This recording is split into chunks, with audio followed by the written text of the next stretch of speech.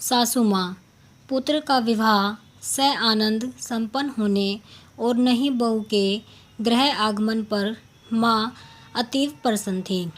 बहू को आशीर्वाद देने आए सभी लोगों के समक्ष हुलसकर यही कहती, मेरे लिए तो बहू और बेटी में कोई फ़र्क नहीं, बहू तो मेरी बिटिया ही है।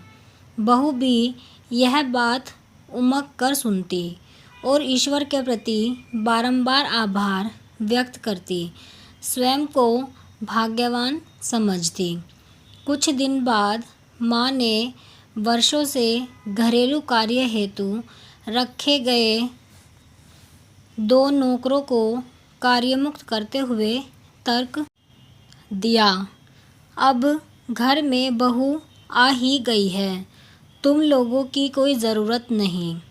फिर एक दिन माँ ने बहू को दिए सभी आभूषण यह कहते हुए वापस ले लिए कि तुम अब दुल्हन नहीं बहू हो और बहू को सादगी ही शोभा देती है।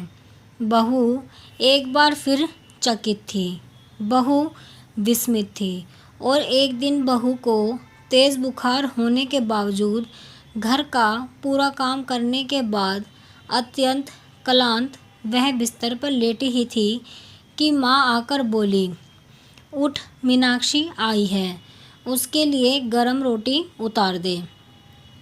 बहू ने आज पहली बार विनम्रतापूर्वक इनकार करते हुए कहा, माँ, आज तुम्हारी इस बेटी का स्वास्थ्य ठीक नहीं है, भोजन मैंने अधिक ही बनाया है, मीनाक्षी दीदी भी बड़े आराम से खा लेंगी। लेकिन माँ गर्म रोटी की ज़िद पर अड़ी रही।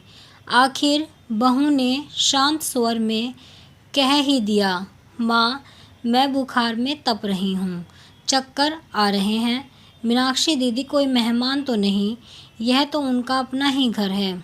बहू की बात सुनते ही माँ बरस पड़ी, तुझे यह देखकर लाज नहीं आएगी कि वह काम करे और तू आराम, आखिर वह बेटी है और तू बहू है, तुझमें और उसमें बहुत अंतर है।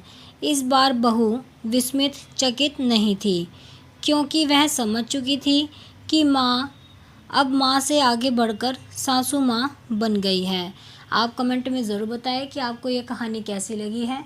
अगर आपको कहानी पसंद आई है तो वीडियो को लाइक करें, शेयर करें और चैनल को सब्सक्राइब करें ऐसी ही कहानियों के लिए, और साथ में बेल आइकन को भी ऑल पर प्रेस करें।